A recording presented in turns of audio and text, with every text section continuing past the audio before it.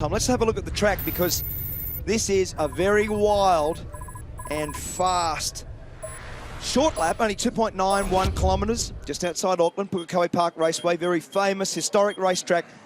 11 turns, 2.91k, as I said, and just over half the lap, full throttle. Lap record Mark Winterbottom, a 1:3.76 from last year. Those are the sectors. We're not really worried about that, but if you look at the red section there, into turn 5 and into turn 8, they're the spots to pass. And that will be interesting in this race as we get away with race 12 of our championship.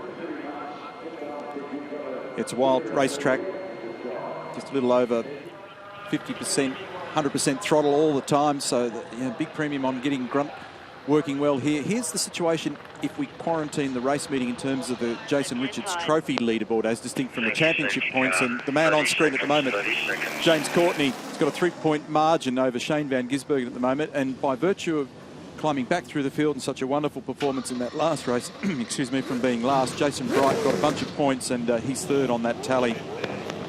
Fastest corner on this racetrack is turn 10, 210 kilometres an hour. The slowest, 65 kilometres an hour down at turn 8. Huge number of bumps, and you've seen plenty of evidence of that. Pretty stressful for brakes as well.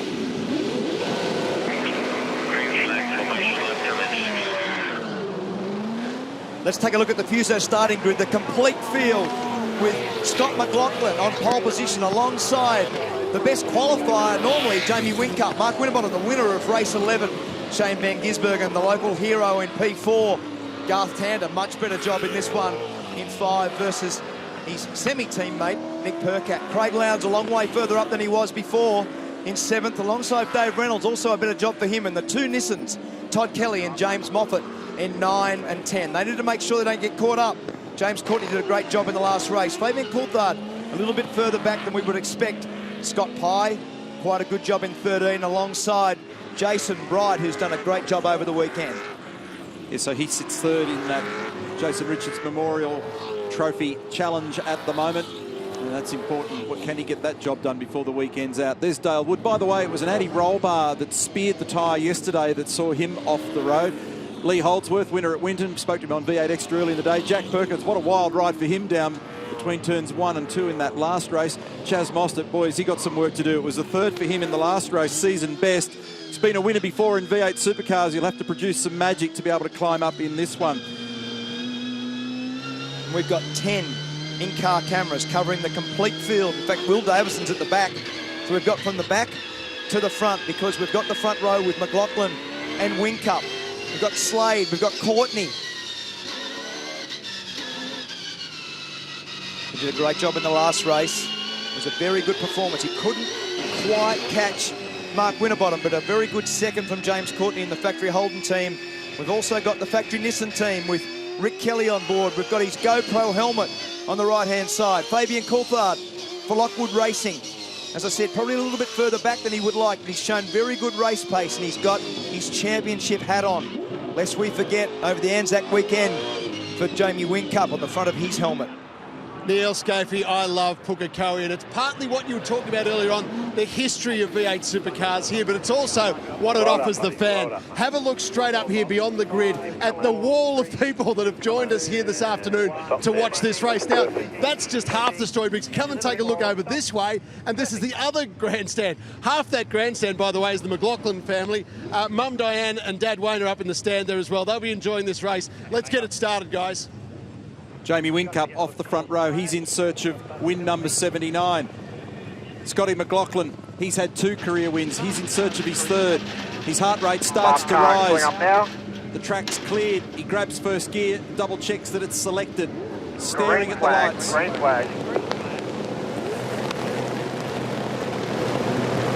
The outside of the track is normally better. Watch for Whincup. Jamie got a nice leap. Somebody has had a bobble in the middle. It was Todd Kelly. They're side by side into one, McLaughlin and Whincup. Jamie's going to try and make this one stick. Oh, and he does. Oh, Van Gisbergen. Big bold move on the outside of Frosty. And there's a little touch on the exit, and into the wall goes Jason Bright. So Bright now is at the rear of the field with a lot of damage, as you can see. And it's still on at the front here as McLaughlin argues the case at turn 5. Watch Van Gisbergen. All of them trying to pull up on cold tyres and brakes. Safety car, I doubt you'll be able to pick up the leader, but just keep going. So the safety car deployed. That was great racing. That was absolutely world-class driving. Those first couple of corners, guys alongside each other. Check this out. This is the reason for the safety car. Up in front there, you can see Winterbottom and Van Gisbergen bumpy, but that's Bright, the guy who's been right in this battle for the Jason Richards Trophy this weekend, and in the fence at turn 4. Can't work out from that shot whether or not he was just wide and ended up out there on his own as a mistake, or whether in fact he had a little bump which actually sent him onto the dirty road. But look at the argument going on at the end of the back straight, lap 1. McLaughlin forcing the point and gets up the inside here of Whincup, and Winterbottom was looking to go around the outside of Van Gisbergen, who himself was trying to make gain as well. So Bridie's got that thing mobile once again. It doesn't look healthy. I wouldn't be leaning on that tyre too much in these circumstances where you've got big high G loads on these tyres around here. I'll have a good look at that at Team BOC and work out what to do, but I think you'll end up with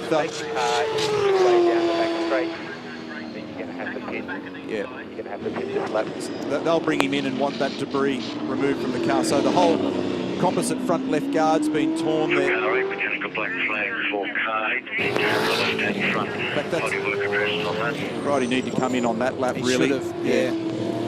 Well, and by not coming in, look, it was a great start. You could see Todd Kelly stop there in the middle of the field. Whincup got a really good jump, but Scott McLaughlin held his ground, and then it got very willing at turn 3. This is on board with Winterbottom looking forward. You can see here that there wasn't much road between the two cars when they finished this corner, but watch the two of them now. That was groovy. You see McLaughlin, look at Van Gisbergen up on the outside. I spotted him there in all that and thought, how did he pull that off? Because it's filthy on that side of the racetrack. It was great. It was a great bit of driving. That was world-class driving with those two guys. Chrysler. And it was world-class driving, sorry, Neil, at turn 5, because they went in there 3 abreast. So Chrysler, Petter's safety car has control of the field. And Jason Bright will come in this lap and they'll have to remove that damaged front guard on his car. Here's Scotty McLaughlin on board. We never got to the bottom of the loose wire on the back of the dash. No. There, yes, that might have been his phone charger.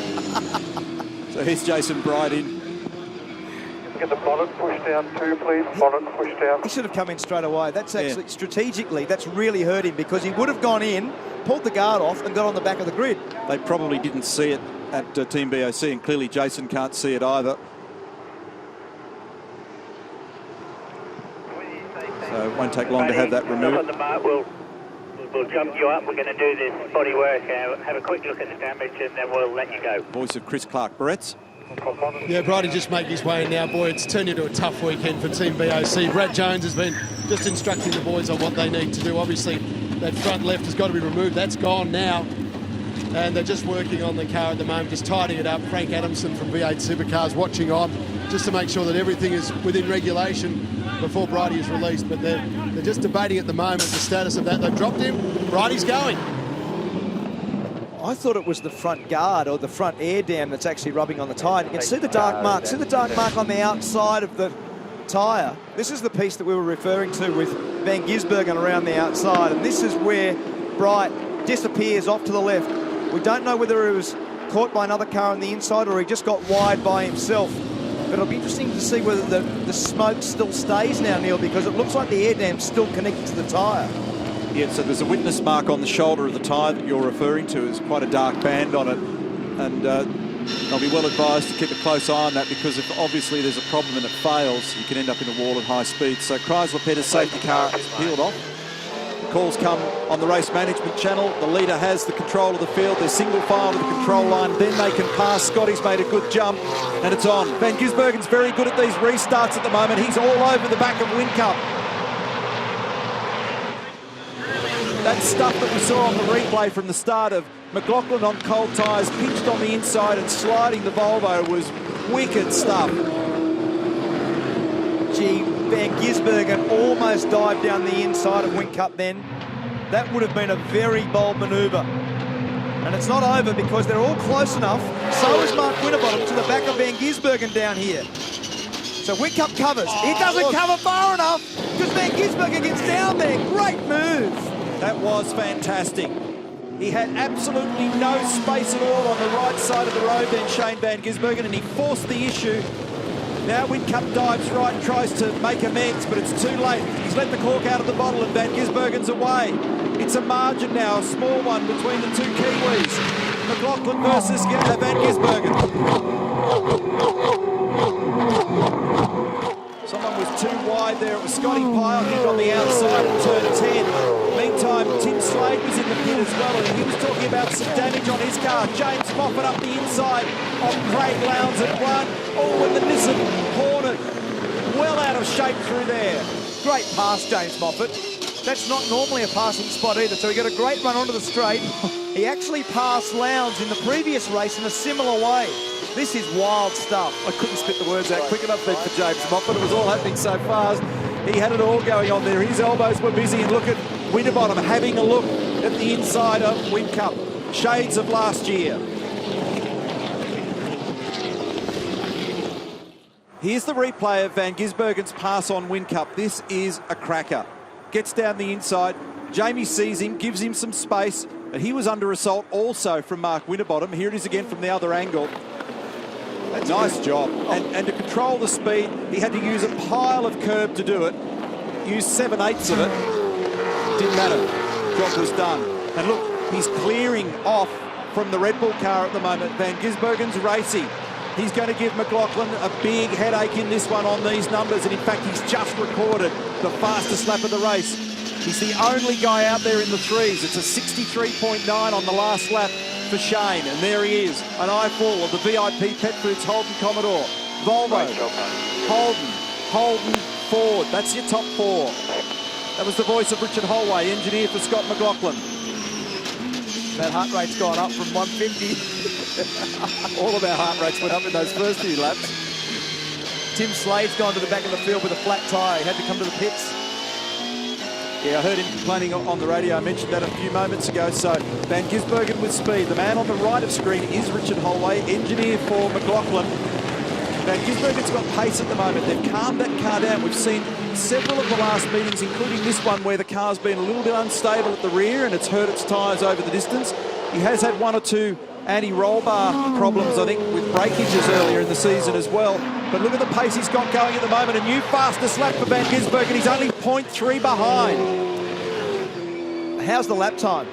0.04 of a second between McLaughlin and Van Gisbergen. The two New Zealanders battle at the front of the field, and then the two factory cars behind them with Whincup from Winterbottom, from Tander, from Reynolds, from Percat, Moffat, Lowndes and Coulthard. That's your top 10. James Courtney, who was second in the last race, is currently 11th. Van Gisbergen's got better brake stability at the moment than the Volvo. Did you see how strong it looked at 5? He's positioning the car where he needs to, Van Gisbergen, and he is going to make a real race of this. Faster in the first sector by 1/10 of a second than the Volvo, and a little mistake when he didn't need it. Got a little bit higher than he wanted to, but look at the drive that it's got off there as well, out of turn 8, the hairpin in first gear. And they do that corner differently, Crumpo. They actually make the apex later for Van Gisbergen versus McLaughlin. He comes out of the corner very straight. He's got a great run here. We've actually seen him have a little dive between turn 3 and turn 4. Let's just see what they do through 1. Because if he gets a run, he'll have a lunge. The other thing that was noticeable then was bump control between both cars, and the front of the Volvo floating around a little bit more than the VIP car. So the margin officially is just over 0.2 of a second. It's McLaughlin, Van Gisbergen, then a little gap to Jamie Whincup. He's got his elbows up at the moment with Winterbottom behind. Winterbottom's only 0.2 of a second. You can see in the background, Winterbottom putting a huge amount of pressure. Remember last year, the rivalry that we saw. The battle between Whincup and Winterbottom was on for young and old all weekend. He's got to run this time because remember, Whincup speared down the inside. Now Van Gisbergen. A move for the lead, and he gives him a little bump on the way. But Van Gisbergen up the inside, but he's on the wrong side of the road here for 10. He's got a couple of extra metres in hand, and he gets to close down. It's an awkward entry at turn 11, though. A lot of sliding going on. And it's a big exchange between the Kiwis. The crowd is loving it. He's going to run down the inside. This is fantastic motorsport. Check the size. Massive oversteer slide, 200 kilometres an hour through turn 1, and Van Gisbergen assertively grabs the lead. Team owner bottom right of screen is Jonathan Webb. There's his dad, Robert. Gary Rogers up the top. He doesn't look quite as thrilled. But what it's done is it's brought Whincup and Winterbottom into it. They're right up in behind this battle now. Tander in 5th is right up there also.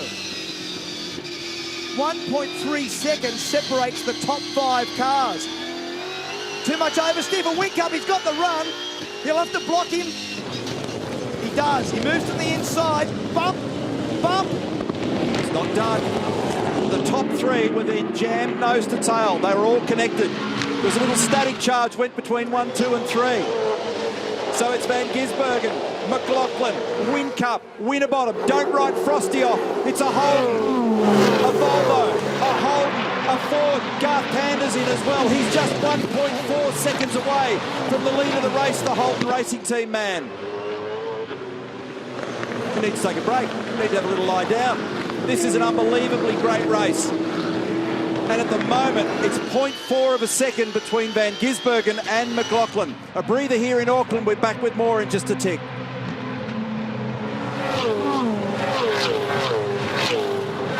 Van Gisbergen's got himself some clear air, but he's not got away from the Valvoline Volvo. Look at them lined up. Whincup, Winterbottom, Tander, Reynolds is there as well in the Bottle 04. The next group is led by Nick Percat. There he is, blue and silver, HHA Commodore. Tander looks pacey. He looks competitive. Good to see. He's in the mix. What can Van Gisbergen do? Can he get away here? He looked a little bit stronger than the Volvo. Now he's got clear air. Clear air for cooling the car. Undisturbed air for making speed on these high-speed corners. Looking back from Whincup. Winterbottom in 4th.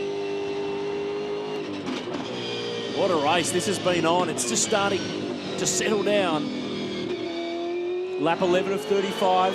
It's all about sprinting. It's all about going for it in the super sprint format, and it's delivered in 2014. The Kiwis are 1 and 2. Coulthard's 10th. So all 3 are in the 10, but 2 of them are at the pointy end. And for Van Gisbergen, this will put him in the box seat for tomorrow for the Jason Richards Memorial Trophy. He'll be the points leader if he stays up the front and Courtney stays buried. He's in 11th at the moment. On board with Reynolds, Bottle 04.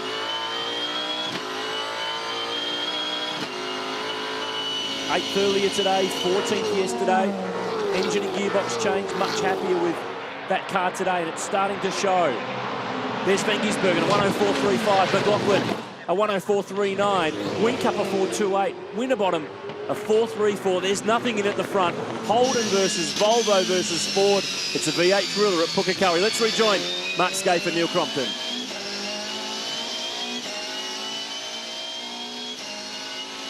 Super Sprint racing at its best here in Auckland, Pukekohe Park Raceway, ITM 500. And our viewer vote question, can Scotty McLaughlin win from pole race 12? He's got his hands full at the moment. You're saying yes. We'd like to encourage your point of view on this one. 66%. What a race, boys. This is incredible, isn't it? So Van Gisbergen with 0.4 of a second at the moment over Scotty McLaughlin. I don't think it's done yet at the moment. I noticed while we're in the break that Whincup's car's still got this little instability that the Red Bull cars have been showing under brakes, particularly at turn 5. Let's get an update on what's going on in the lane with Larko. Well, it was an update about what's going on in the comms box. I mean, you okay? Do you have a little lie down? I do. So you guys need to check your passport. You sound like a couple of Kiwi farmers at a cheap sheep sale. But all jokes aside, we talked earlier about Shane Van Gisbergen's magnificent car control, and I meant it. I mean, just go back there, Neil, you're talking about the little dive he had at Jamie Whincup turn 4, pulled it out of the way, and then the move he pulled on Jamie later. He has this remarkable ability to get the car loaded up. You know, we talk about the dampers take the load, the springs take the load, then it all transfers into the tyre. There's nothing left, but then he seems to be able to still manoeuvre the car at that point. I just find him incredible to watch. The guy's seriously gifted in car control there. Yeah, you're exactly right, Lark, and I'm just with Jono Webb from Techno Autosports, and if there's a bloke who needs to lie down, it's probably Jono right now. You okay? I think I'm all right. I reckon my heart rate's higher than what's going out on the track at the moment. Like I was just saying, how gifted and how talented Shane is. You see that day to day. Yeah, absolutely. You know, we're very fortunate to have him as part of the team. Last year was a bit of an easing for him to get comfortable with us and what we're about. But, you know, this year he's just done everything right. And, you know, we're starting to win some races, which is fantastic. Now, this is tough up the front. How long can he keep this up for? Look, I think based on the way we've been the last couple of races, I think we should be able to stay there. You know, he knows the car's quicker than what Scotty was based on the last couple. Just that Volvo's quick in a straight line. So now we've got a little bit of a gap. I think we'll be able to stay there to the end. All right, good luck, Jono. Take a deep breath. Will do. Thanks.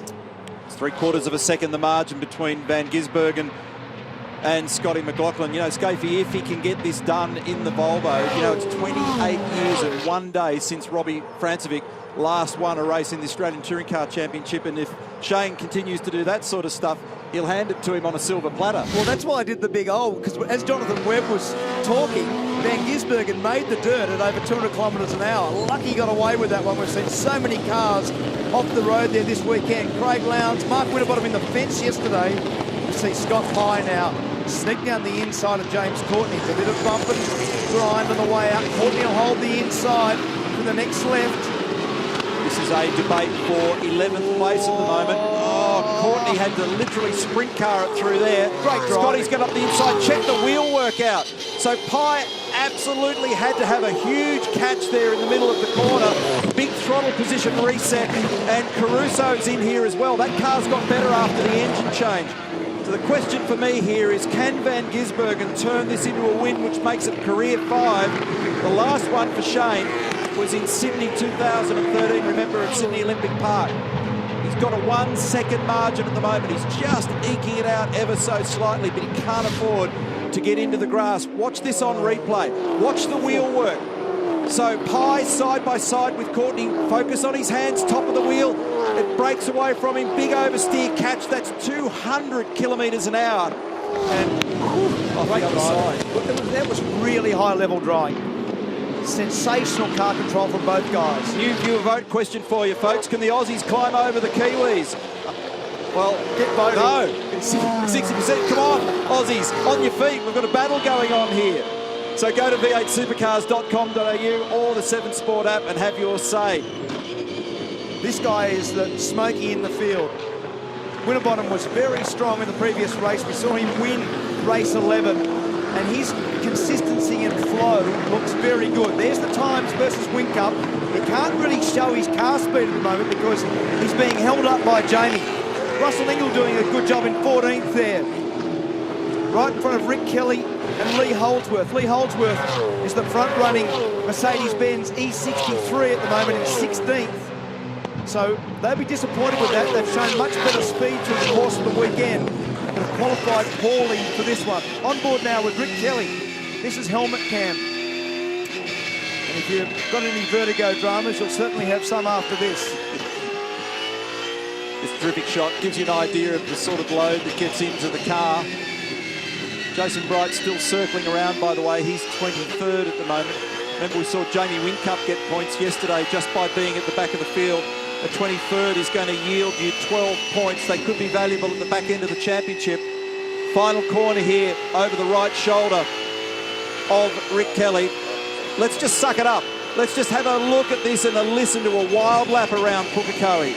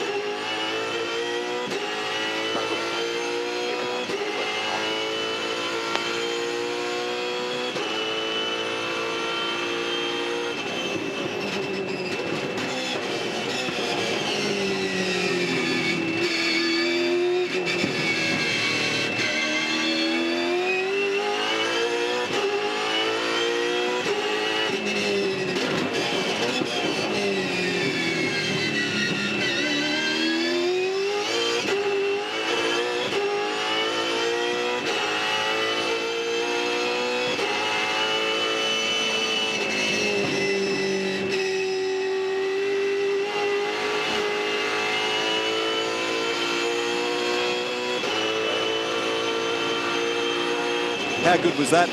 I could just sit there and watch that lap after lap and forget to speak. Some people might like that. But the thing's having a big slide in the final corner, and it's on here for the Miners as well, because it's a huge battle between Whincup and Winterbottom as they make the run into turn 5, and Frosty's looking threatening. That car is not what Jamie needs in its stability under brakes into 5.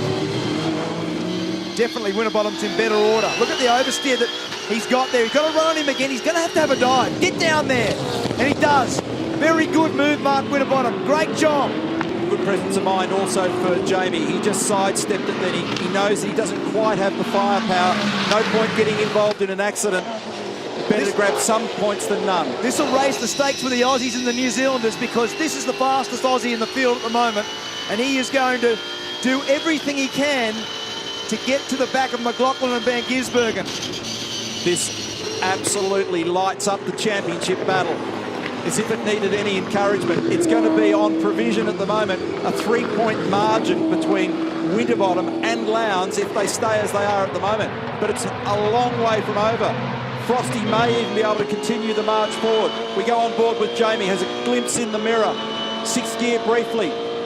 The curvature of the back straight, picking a braking reference. 255 on the approach, back to 2nd gear and 90 Ks at turn 5. You've got to try and square off the drive off turn 6 and get it nicely up into this hairpin. And you've got to know when to battle and not. Croppo, he gave that away then. He knew that Winterbottom had better pace. You've got to know in the championship battle at the end of the year that you don't need to get put out by that. Last year we saw Whincup and Winterbottom exchanging panel work, running into each other. Our last break, and when we come back, we'll wrap up this race number 12 from here at Pukekohe. It's a ripper.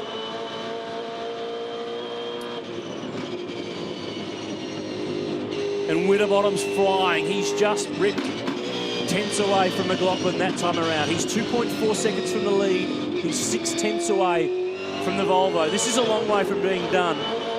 The Kiwi crowd might just have their party spoilt by the Aussie in the Ford. Frosty's on the money. He's got the fastest race car at the moment, but not by massive amounts. But there's 16 laps left to complete, and Whincup's starting to look a little vulnerable too to Garth Tander. Tander's not finished in the top 5 all year. Can you believe that? The former champ in 11 races, not in the top 5. It's unbelievable. He's got his chance today. On board with McLaughlin, 2nd spot. That margin between the Volvo and the Ford is nearly gone because Winterbottom grabbed a couple of tenths on this lap to the 2nd sector. A win earlier in the day for Winterbottom. He's eyeing the championship lead. He's closing in on Lowndes. He's building momentum. And he's got speed. Van Gisbergen, 1.9 clear of McLaughlin, who's only got 3 tenths to Frosty. Winterbottom charging. How much time does he chew, though, in getting by the Volvo that delays him from getting after the VIP Pet Foods Commodore? Look at the run. Through 4, he's in the tow down the back straight. The Pepsi Max Ford is firing. Winterbottom stealing margin. McLaughlin sees him coming. Look at the rear of the Volvo dancing around into the chicane. He's under maximum pressure. Does he fight? Does he put his fists up? Or does he let him go and get on with his race and try to get on the podium? Winterbottom's not going to muck around. He's keeping that pressure on and spoiling the Kiwis' party. This is a fast Ford. The Pepsi number 5 car is off and rolling. 21 laps down. This time by Van Gisbergen leads. But Frosty's charging. Let's rejoin Neil Crompton and Mark Skate.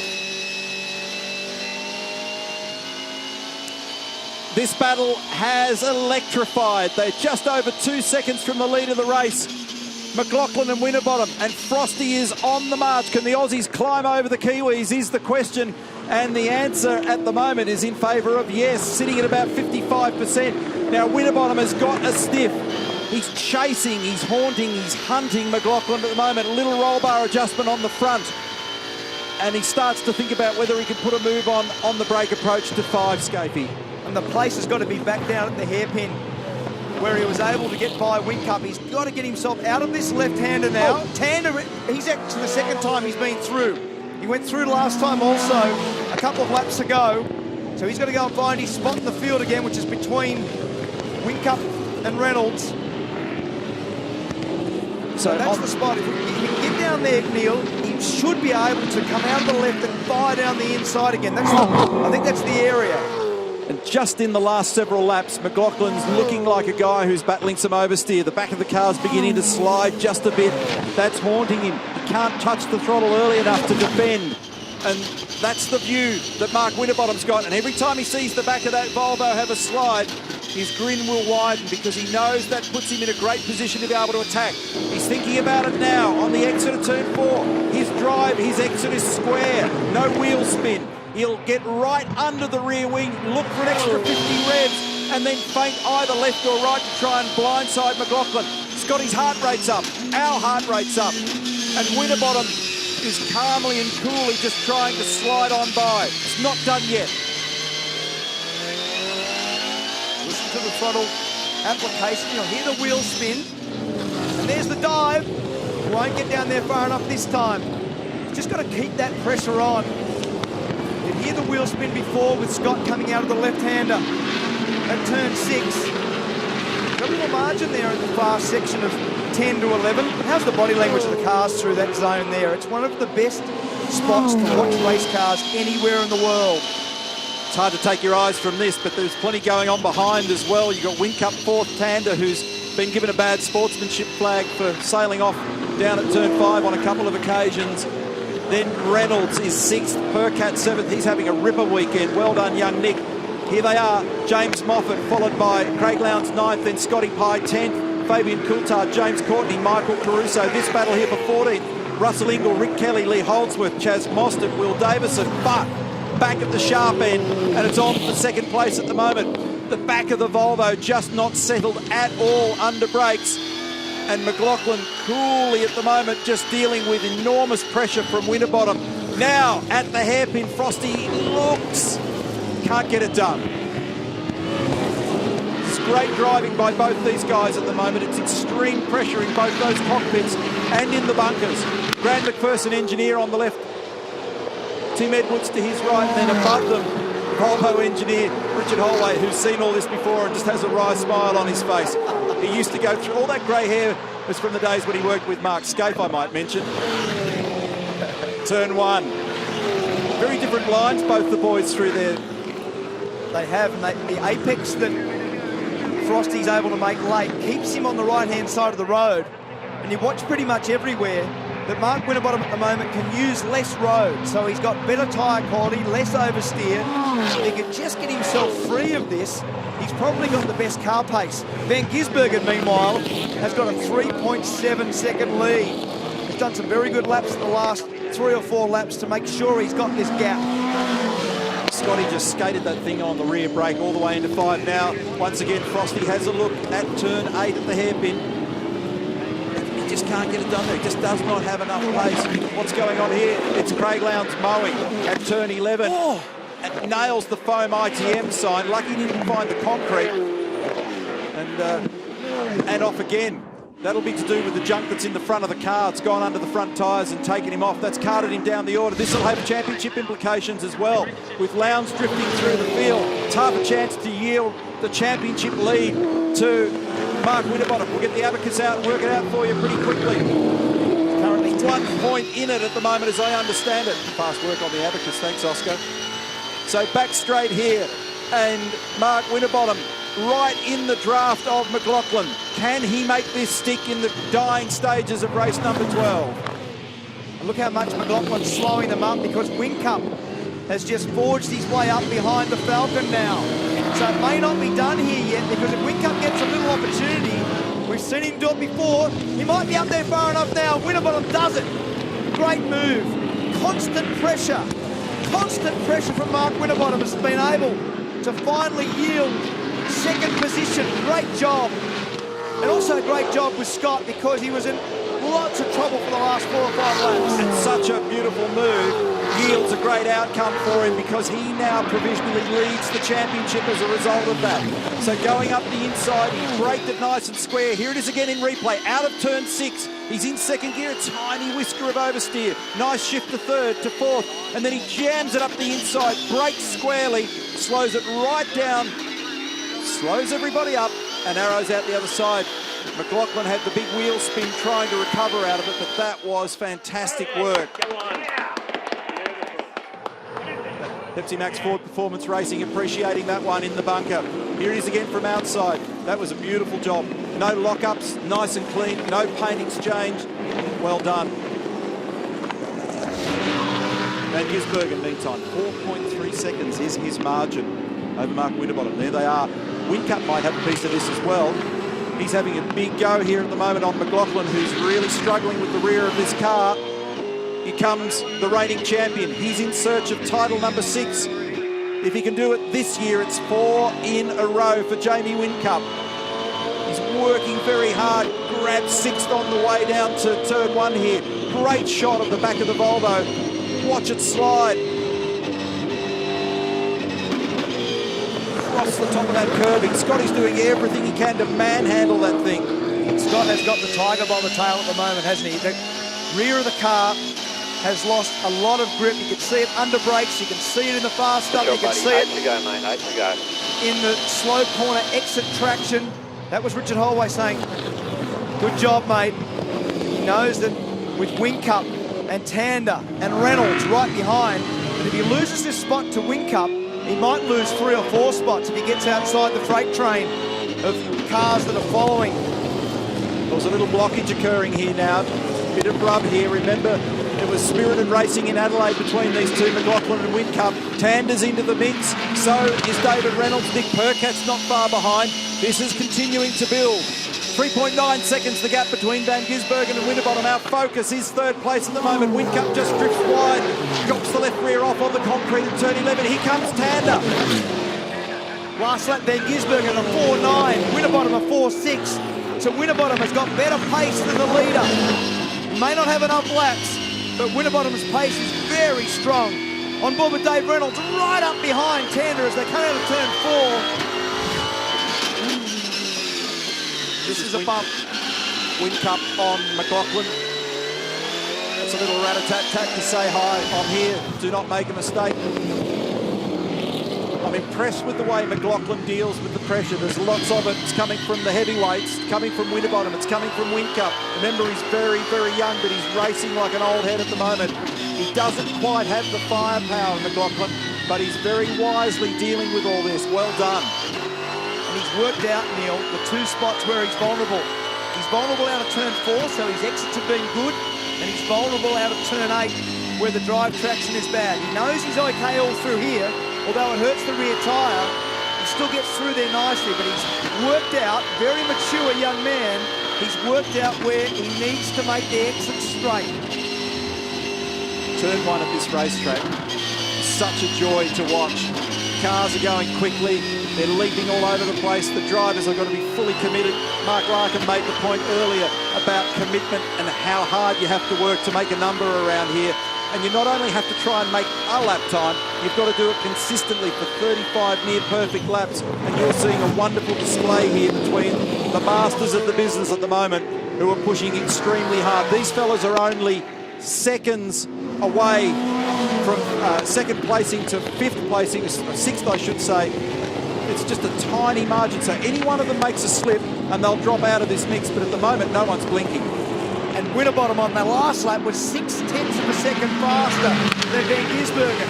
We'll check the time for you again because they're about to just come over the strike. So Van Gisbergen leading, he's got a 4.9 and a 4.5 from Winterbottom. That's 1 second in 2 laps. Gap back to 2.8. This goes to the view of vote question, doesn't it? Can the Aussies get this job done? There's the gap. The overhead shot gives a very clear picture of what we're dealing with here. 1st to 2nd, there it is, car 97 to car 5. Then another gap back to Scott McLaughlin. And then this angry pack thereafter. 1 slip up and all this will shift. There's the numbers as they stand at the moment. 56 place, 44. Ever evolving. Can the Aussies climb over the Kiwis? We're running out of laps. But at the moment, Winterbottom is precisely 2.6 seconds behind, and it just seems as though Van Gisbergen has lost a little bit of that edge. There it is. It was a much bigger margin before. It was out to almost 4 seconds. Garth Tander's got a battle here as well because David Reynolds is ranging up to have a crack, and there's been a little bit of spirit between those on occasion in recent years too. Have a look at this. It is so fast and so wild. Mark Larkham showed us before why that exit of the final corner is so difficult. We've seen some of the best drivers in the world in these sorts of cars off the road on the left-hand side. And as Neil just explained, turn one, what a fantastic corner.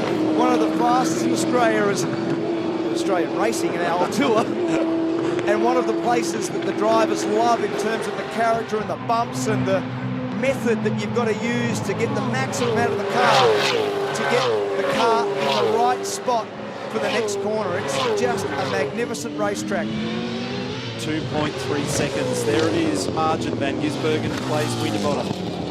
A similar gap then back to Scotty McLaughlin.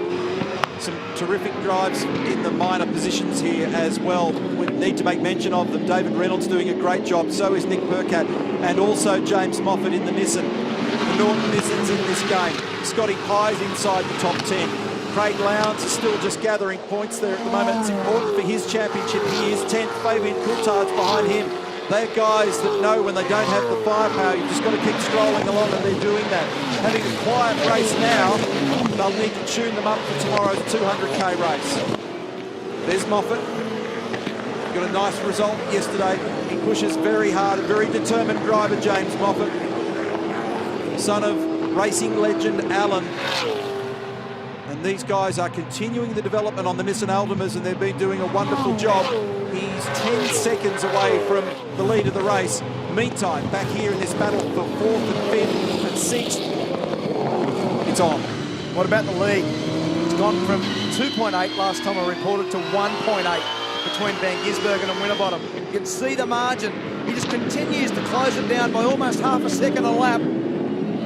If he just got by McLaughlin a little earlier, that was the battle that he needed to be able to make that bold move down the inside 3 or 4 laps earlier. Things could look a lot different for Shane right now. Scotty Pye had a peek at turn 8 then on James Moffat. Didn't quite get it done, but he was very close. There it is. So that's a 5.06 to a 4.54. So again, 0.5 of a second taken from the leader. Winterbottom is definitely the fastest car in this field at the moment. He was in the previous race. Only a couple to go now. He may not quite get there, but 1.3 seconds. What a drive. And this is against the backdrop of coming off the top of the road at the hill there yesterday. Turn 11, Mark Winterbottom in qualifying, running down the grass, hitting the concrete wall, and then not managing to fire at the inside wall. He battled on through the afternoon and got some points with a bruised car. How he got away from all that is amazing, and then has jumped out today and been very competitive. They've really changed and improved that car. He's got a win on the board already, and he's got the hunt well and truly going here. It's 0.9 of a second last lap. In fact, it's just come down as they went across the control line. It's 0.6 of a second. You don't need the numbers, you can see it. Look how close it is. Oh, he's run wide. He ran wide badly then. He missed the apex by at least a car width. And Winterbottom now gets himself into a zone where he can almost have a dive if he gets through this next complex well. So Shane must have used a fair bit of these hard Dunlop tyres in the middle section of the race, and it's now just starting to hurt him a little bit. But I think by his fingernails, he will hang on. But this has been a terrific race. Very different line entry into the hairpin for Van Gisbergen. The local crowd is going to love this one. What a heck of a battle going on for 3rd place at the moment as well between McLaughlin and Whincup. Listen. Fantastic performance, Shane Van Gisbergen. Well done. Winner on home turf and getting home well done, mate. in 3rd. Fellow Kiwi Scotty McLaughlin, the sandwich. 1st and 3rd, the Kiwis, Van Gisbergen and McLaughlin. What is going on here? Gizzy's done a little donut, has he, or what? No way. The word is that he's had a little crack at playing the drifting game, and this time it didn't work. It didn't work. Wow. So Shane Van Gisbergen And Scotty McLaughlin, the Kiwis, first and third, they're the sandwich. And the meat in the sandwich is Mark Winterbottom second. And have a go at this drifting lunatic. Shane Van Gisbergen's lit the thing up. Second gear, come out of turn 4. And, ooh, hang on. We're out of steering lock. Oh, dear. That's right up there with Whincup crashing, but we were talking to him. In the Vodafone Simmons Ford Plains. Falcon at Simmons Plains. Check this out. I know, it's crazy. Well, that aside, everything else was fantastic today, Shane Van Gisbergen. Well done.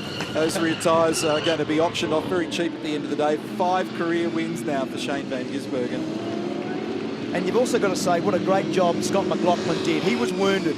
The car was not good enough. The rear tyres were going away. He had maximum pressure applied to him for a long time with Mark Winterbottom. And then for a long time, the series champion Whincup right behind him. And look at the reaction from the locals with 2 of their superstars. Shane Van Gisbergen becomes the 8th different winner for 2014.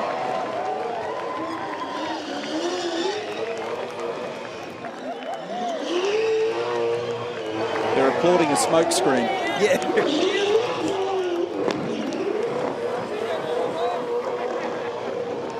24 years of age, 5th V8 Supercar victory.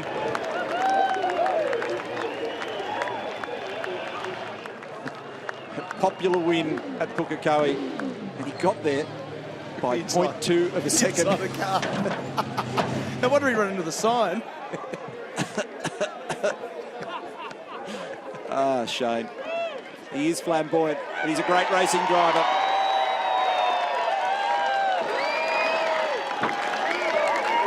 He learnt that from Greg Murphy. Scott McLaughlin comes up to congratulate from 3rd position. He hung on at the end. Super slow-mo replay. Check it out. 2 wheels and the poise and the little corrections mid-corner just to catch the slide. That was a masterful drive from Shane Van Gisbergen. Maximum points. Sets him up beautifully tomorrow. Gee, they've improved that car this weekend as it's progressed. Well done. Let's get down to Barrett's. Hey, Shane Van Gisbergen, what a celebration. Congratulations on your first win here at Pukekohe. Well done. Oh, that was awesome. I had to get pretty aggressive at the start. Scotty's spaceship is just so quick down the straight, so we had to get him, but Mark was coming at the end, but just so stoked for everyone here at VIP, Lucas Oil, for coming on board this weekend, and just a great result. Thanks so much, and thanks again for everyone coming out. The crowd support is fantastic, and there's so many of you. Thanks a lot. I reckon you'll have fun on the podium. Enjoy it, Shane. Well done. I want to do more skids. Fair enough. Mark Winterbottom, wow, you were closing that gap there towards the tail end of that race. Well done. You're hot at the moment. Yeah, the car was really good then, and it's so hard to pass, and especially passing the Kiwi on home soil, it's even harder to pass, I can tell you. So that was good, really good car. A win in the first race, second there. Yeah, we're going all right, so I can't wait for tomorrow. You're going great. You're the new championship leader too. Congratulations. It sounds good. I'm happy with that. So as long as we can keep it, but it sounds good. Thank you. All right, good on you, Frosty. And Scott McLaughlin, wow, what a great performance, Scotty. They were all gunning for you in that race, and you held your own to get up on the podium. Well done. Yeah, if anyone could win, it'd be a Kiwi, and so happy for Shane. I mean, all these fans come here for us to win. So, yeah, thanks for coming again, and it's so good to put on a good show. Good on you, mate. Enjoy the podium. We'll see you tomorrow. Yeah, thank you. Thanks, everyone. Wanted to catch up with Craig Lowndes now. I know it hasn't been a good day, mate. We spoke early. Mark Winterbottom now 10 points ahead of you in the championship. However, let's focus on tomorrow. Jeremy Moore, great engineer, mate. I know he's a good guy. There's some positives from today, some stuff you've learnt. You can we like it when you lead in the championship, mate. Can you get back there tomorrow? Oh, I think so. I think that, we learned a lot today. I think that you're right. We changed a number of things. That last race, the car was much better. So really positive the steps we're going. No, we want to go more in that direction. So there's obviously things that we'll do overnight. And look, Frosty had a great run today. I think there's no doubt that, he had a strong car. You're able to pass cars around here, which is obviously indication that you've got a good car. So, for us, we just got to work a little bit harder tonight. But as I said, we've got a really positive outcome today.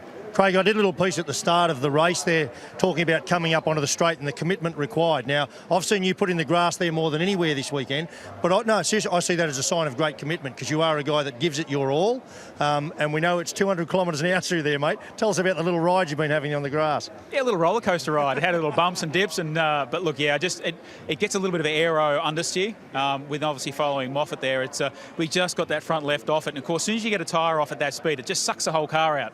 And of course, when we running on the grass, all you want to do is keep it dead straight. You don't want to do anything rational or irrational. You just want to keep it nice and straight.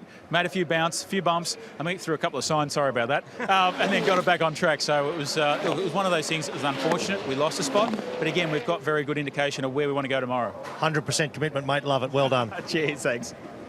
Never any doubt about Craig Lowndes' commitment. 10th in that race, as you can see. It was 0.2 of a second in the end between Shane van Gisbergen and Mark Winterbottom. It was an extraordinary race. So much pressure in all directions up and down this field. Fabian Coulthard again getting very important points there in 11th place. Chaz Moss did a nice job. He qualified down the order. Remember, he climbed back up to 16th.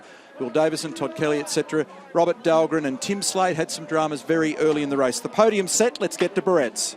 The ITM 500 Auckland, race 12 of our year, and would you please congratulate our winner, Shane van Gisbergen, Team Techno VIP Pet Foods. In second place for Ford Pepsi Max crew, Mark Winterbottom. And in third place for Valvoline Racing GRM, Scott McLaughlin. Representing the winning team, Team Techno VIP Pet Foods, is Jeff Slater. Making the presentation of the third place trophy is Ross Tebbs, Company Director for ITM. Presenting to second place is Rodney Wolf, Director, Building Connections Group, Nelson ITM. Presenting to the winning team is Andy Baker, Franklin Local Board Chair.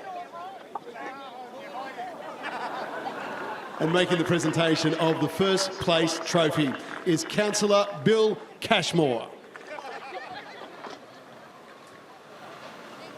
Ladies and gentlemen, the 2014 ITM 500 Auckland Race 12 winners. And Shane van Gisbergen becoming our 8th race winner of 2014. His first win this season, the 5th of his career. And there is the unofficial situation with the points. Frosty, Mark Winterbottom has now got a 2-point margin over Craig Lowndes, Fabian Coulthard, James Courtney, then Jamie Whincup in 5th position. Wow, what a fantastic day.